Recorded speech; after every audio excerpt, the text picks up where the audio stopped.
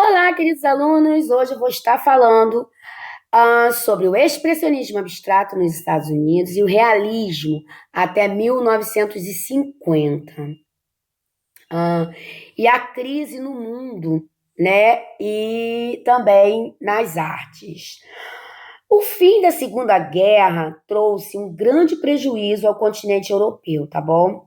Mas, por outro lado, existiam também aquelas nações que viram no sangramento, né, nesse sangramento conflito, uma grande oportunidade de ganho econômico, tá? Os canadenses fabricaram mais de 16 mil aviões e 3 milhões de navios, olha só, em curto espaço de tempo, tá? Os Estados Unidos, considerado o maior beneficiário, dobrou o seu parque industrial nos anos de guerra, tá? Depois de estabilizada a situação, os países aliados começaram a promover os diálogos sobre a situação política e econômica mundial. Inglaterra e Estados Unidos assinaram a Carta do Atlântico, tá bom? Documento onde abriam, né, mão de qualquer ganho territorial e defendiam a soberania das nações envolvidas, tá bom? Na Conferência de Teherã, a União Soviética, os Estados Unidos e Inglaterra definiram a incorporação das nações bálicas, tá? E elaboraram uma possível divisão dos estados alemão, tá? Do estado, no caso alemão. Temos também aí a Conferência de Lauta, tá? Reafirmou também, né, o princípio de autodeterminação dos povos e a instalação de regime democrático. A Alemanha e a Áustria perderam sua autonomia política, sendo dividida em diferentes zonas de ocupação, tá bom? Mas a última e a mais importante reunião de líderes mundiais aconteceu na Conferência de Potsdam. Acho que é isso, Potsdam. Acho que é isso. Se pronuncia desse jeito. Ocorrida entre julho e agosto de 45. Tá? Os líderes soviéticos defendiam total autonomia no processo de renegociação política dos territórios ocupados na Europa Central. E, em resposta, os líderes ocidentais eram contrários à intervenção soviética na região mediterrânea e na África, tá bom? Mas após a Segunda Guerra Mundial, surgiram novos centros artísticos, além da Europa. Então, olha só que é legal. Depois dessa guerra toda aí, surgiram novos centros artísticos na Europa, mas também no Japão, América Latina e especialmente Estados Unidos, como Nova York, tá? Enquanto a Europa atravessava uma crise, os Estados Unidos representavam a inventividade e descobertas, o que indicava um rompimento com as tradições. As pesquisas entre ciência e arte, lógica e fantástico, olha, não era mais problemático para o jovem povo americano, que buscava a supremacia. Então, eles conseguiram entrar para o ramo da arte mundial, tá? A partir desse momento, olha que bacana. A arte que surgiu nos Estados Unidos não demonstrava inibição e nem tampouco era regulada pela vida social. Os movimentos modernos, como pop art e action pen, por exemplo, surgiram nos Estados Unidos e foram aceitos pela sociedade daquela época, dando início à época de glória em artes plásticas americana. E lembrando também que eles vão fazer uma junção entre arte e propaganda. Propaganda, política, arte, cinema e televisão. Então, vai juntar, vai ter uma união. Olha que bacana. Lembrando também que era uma arte sem função ou utilidade. Então, essa arte americana, nesse momento, não tinha função nem utilidade, tá? E ela era arte por si, tá? Nesse sentido, a proposta era eliminar as categorias da arte e abolir a função dessa própria arte, a finalidade da arte entre si. Então, a busca voltava-se para a coisa artista em si, tá? Renunciando às técnicas tradicionais e introduzindo a arte na comunicação de massa, que havia surgido na primeira metade do século XX, que é essa arte moderna, tá, europeia, que estava dando início, ok? Nesse contexto, a crise da arte tinha como fundo a disputa entre dois grandes países, a União Soviética e os Estados Unidos. Então, eles começaram a brigar para ver quem era melhor em arte. Olha aí, tá vendo? Mas, olha só, na União Soviética, a pesquisa estética artística foi interrompida após as vanguardas revolucionárias. O realismo socialista foi retomado, tá? E mais do que uma arte realista ou socialista, tratava-se de uma propaganda do regime vigente da época. Então, a arte nesse período lá na União Soviética, ela estava vinculada à política, tá?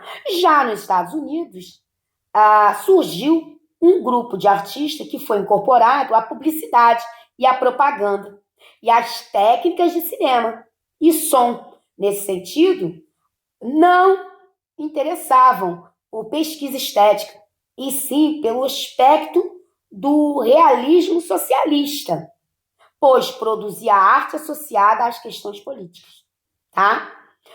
Os Estados Unidos se coloca mundialmente como responsável pelos valores que se referia à cultura e ao seu American Way of Life, tá? Que vocês já devem ter ouvido falar, que é o modo de vida americano, tá? E eles queriam propagar esse modo de vida americano para o mundo.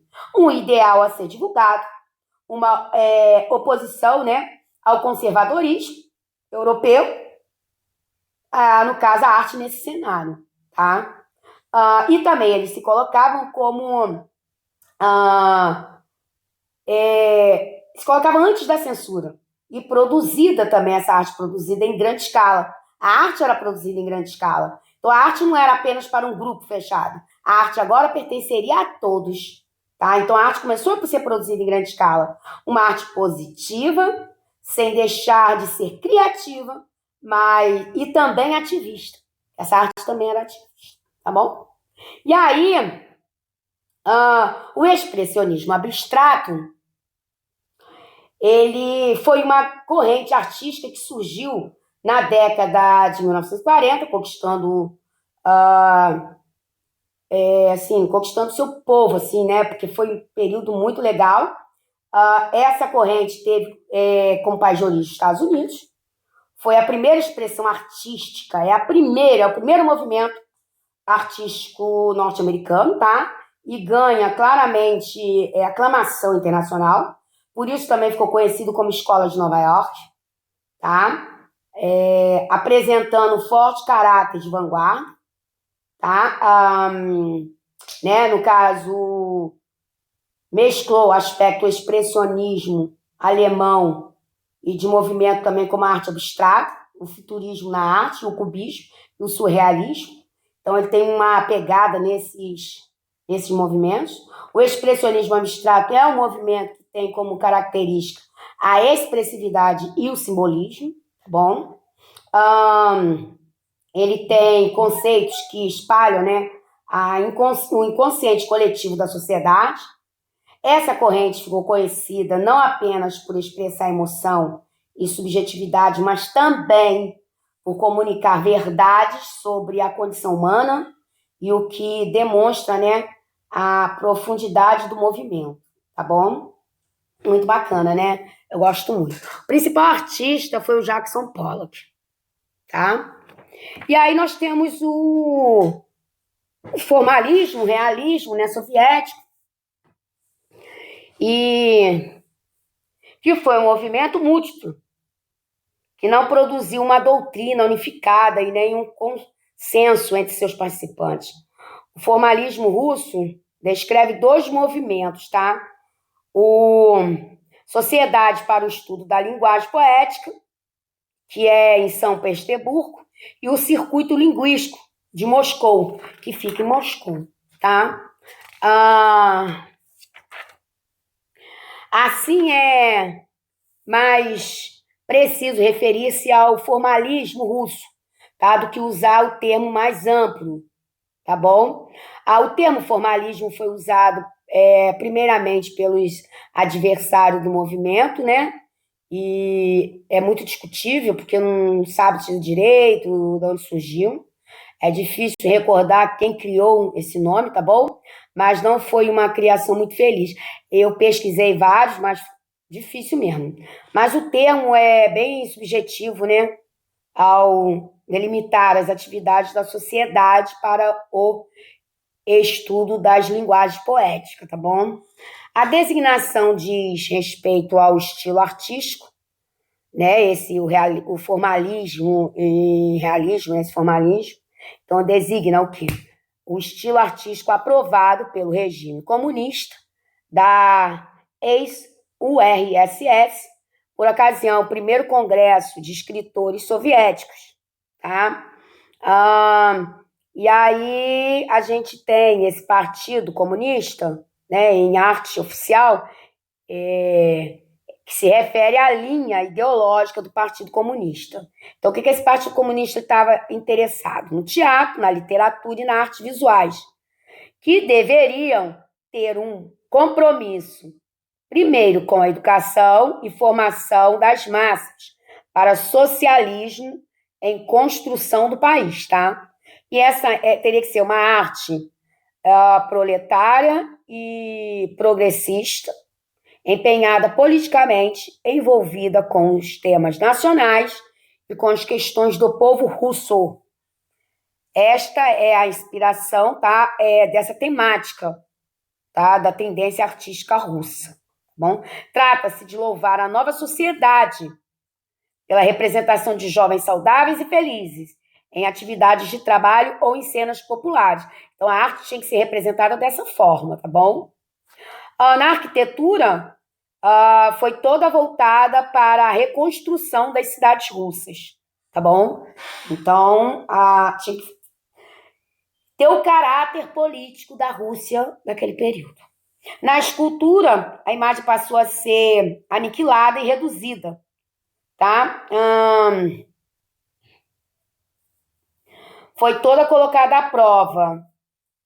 Mas aí tem uma pegada aí meia reciclada, tá? Eles pegavam elementos, materiais da indústria e fundiam, transformando esse material numa matéria bruta. Depois é que eles iam produzir a obra, tá bom?